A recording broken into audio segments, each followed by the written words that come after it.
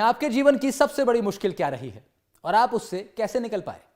आपको मिलवाते हैं एक ऐसे एथलीट से जिसके पांव को डॉक्टरों की लापरवाही से 3 बार काटना पड़ा, मगर टोक्यो पैरा ओलंपिक में भारत की कामयाबी से प्रेरित होकर प्रदीप जून नेशनल चैंपियन पावर लिफ्टर बन गए और अब वर्ल्ड पैरा पावर लिफ्टिंग में भाग लेने के लिए दुबई गए हैं।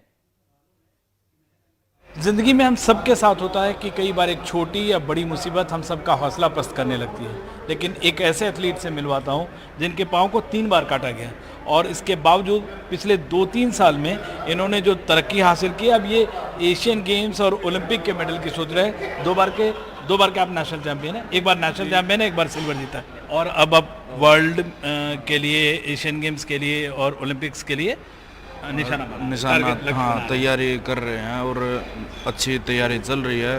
कोच साहब के अंडर में तैयारी कर रहे हैं अपनी। अच्छा, आप का जो एक्सीडेंट हुआ 2011 में चोट लगी, 11 में एक्सीडेंट हुआ, उसके बाद क्या हादसा क्या?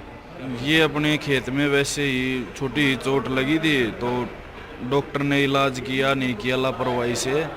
रोहतक में, हरियाणा में? हाँ, रोहतक में तो 3 जगह से 3 बार पैर को काटना पड़ा। 3 बार काटना पड़ा? कितने दिन? हाँ, ये 5-6 दिन के अंदर प्रोसेस कर दिया उन्होंने और उसके बाद मैं बिल्कुल डिप्रेशन में चला गया था। लेकिन जैसे मेरे को पता चला पैरा गेम्स होते हैं, मैंने तो वो एक्सीडेंट के बारे में बता, कैसे हुआ था एक्सीडेंट? क्या हुआ? सिंपल चोट लगी थी अपने खेत में ही काम करते करते और सिंपल चोट के वजह से मेरे को इतना नुकसान भुगतना पड़ा। क्या चीज़, किससे चोट लगी? सिंपल बैलगाड़ी लगी थी। बैलगाड़ी गिर गई थी? हाँ, पैर पे गिर गई थी। सिंपल चोट तो नहीं है, लेकिन उसके बाद घाव बढ़ता गया? नहीं, घाव बिल्कुल नहीं था, कोई टूट फूट नहीं थी, वैसे अंदर ही चोट थी जो थी। अच्छा। वो डॉक्टरों ने नहीं देखा, उसकी वजह से उन्होंने वैसे ही भेज दिया दवाई दे के और 4-5 दिन बाद प्रॉब्लम ज़्यादा होने लगी, पेन होने लगा। दिखाया तो उन्होंने ये बोल दिया कि ये तो काटना पड़ेगा। और फिर कितने बार काटना पड़ा? 3 बार? ये 3 बार काटना पड़ा सर। और ये मतलब 6 महीने के सब अंदर ही? हाँ, 6 महीने अंदर सब हो गए। तो पहले आप कुछ खेलते थे फिर इसमें पैरा? नहीं, हाँ, पहले मैं अपना गांव में ही देसी प्रैक्टिस कर लेते थे। देसी अखाड़े में कुश्ती वगैरह? हाँ जी। और फिर आप पावर लिफ्टिंग के बारे में कैसे पता चला? पावर लिफ्टिंग के बारे में मैंने देखा पैरा गेम्स होते, मैं सुधीर भाई साहब को देखा, इनसे बात की तो इन्होंने मेरे को जेपी सर से मिलवाया। तो मैं जेपी सर के अंडर। सुधीर एथलीट हैं? हाँ जी। अच्छा। अपने कॉमनवेल्थ गेम्स एशियन मेडलिस्ट हैं, तो उनके संपर्क से मैं जेपी सर से मिला। जेपी सर से मिला और फिर 2020 के बाद आपने पावर? 2020 में मेरे को पता चला था, 2020 में ही मैं सर के अंडर में आया था और उसके बाद मैं अपनी अचीवमेंट। तो आपको 2020 के गेम के बाद आपको लगा कि पावर लिफ्टिंग करना? हाँ, 2020 में कोरोना काल में मेरे को पता चला था और 2021 में मैं खेलने गया, वहाँ मेरे को सर मिले और वहीं से फिर आगे जैसे 21 में सिल्वर था तो सर के पास आने के बाद गोल्ड हुआ, आगे इंटरनेशनल में पार्टिसिपेट हुआ, प्रोग्रेस अच्छी हुई मेरी। तो 107 किलोग्राम में आप खेलते हैं अब, और एशियन गेम्स में जितना मेडल मिलता है उतना आप उठाते हैं, कितना? जी सर, मैं 210 अटेम्प्ट करता हूँ और 210 पे मेडल मिल जाता है? 210 पे मेडल। तो आपके लिए एशियन गेम्स टारगेट है या? नहीं, मेरे लिए फर्स्ट एशियन फिर ओलंपिक है। ओलंपिक टारगेट है? हाँ जी। तो सर, जेपी सर ये जैसा बता रहे हैं कि सुधीर के थ्रू आपके पास आए और बहुत सारे एथलीट्स, इनमें क्या खूबी है और कैसे, मतलब क्योंकि बहुत कम समय में ये बहुत सारे प्लेयर को देख रहा हूँ जिन्होंने टोक्यो में जो सक्सेस मिला है हमें, उसके बाद आए और काफ़ी। जब से इसमें विशेष बात ये है कि नॉर्मली जो हमारे पैरा पावर लिफ्टर हैं उनका जो लोअर पोर्शन है वो उनमें टांगे में प्रॉब्लम्स रहती हैं, छोटे रहता है। इसका जो बेस है ब्रॉड बेस है और एक टांग पूरी है, दूसरी में थोड़ी प्रॉब्लम है जो कटी है उसकी वजह से, तो इसकी परफॉर्मेंस बहुत जल्दी इम्प्रूव करेगी। नॉर्मली जो हमारे पावर लिफ्टर हैं जो पोलियो से हैं या दूसरी चीज़ें हैं, डिसेबिलिटी से, तो अपर बॉडी में उनका हैवी होता है, लोअर बॉडी उनका बिल्कुल लाइट होता, उसमें वज़न ही नहीं होता, तो इसलिए उनकी प्रोग्रेस धीरे धीरे बैलेंसिंग बनाने में उनको मुश्किल हालात होती है।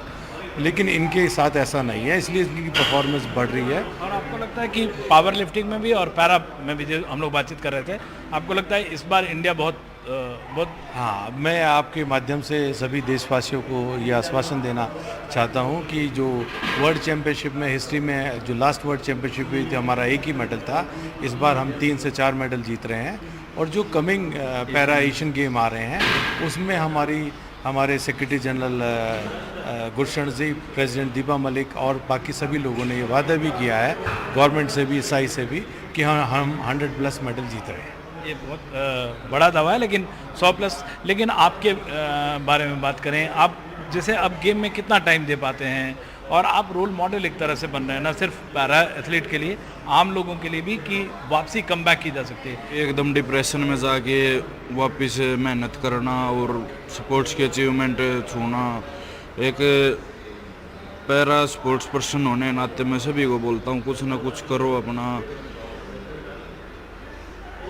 और आप वो दुर्घटना याद करते हैं जब डॉक्टर ने आपको बोला कि कितनी उम्र थी उस समय आपकी? उस समय मैं 16-17 साल का था।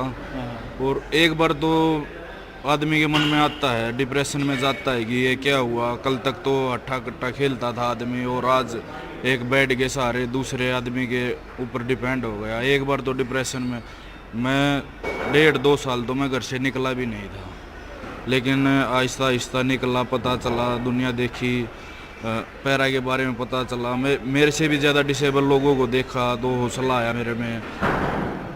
तो अभी आपके गांव में लोग आपको रोल मॉडल के जैसे हाँ, अभी देखते हैं, और आगे अगर इसी में और तैयारी चल रही, ओलंपिक मेडल आएगा तो दुनिया भी देखेगी कि हाँ 3 बार पैर कटने के बाद यहाँ से यहाँ पहुँचे हैं, तो हम क्यों नहीं कर सकते। और 3 बार पैर कटने के बाद आपको लगता है कि आप ओलंपिक्स और एशियन गेम्स नहीं, हाँ जीतेंगे, बिल्कुल लगता है सर।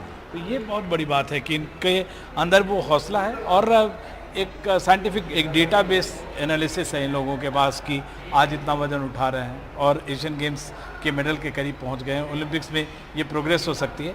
अगर ये कामयाबी होती है तो बहुत ही बड़ी बात है, वरना यहाँ तक भी पहुँचे हैं, ये अपने आप में काबिल तारीफ़ है। दिल्ली से कैमरामैन सुशील राठी के साथ विमल मोहन, NDTV इंडिया।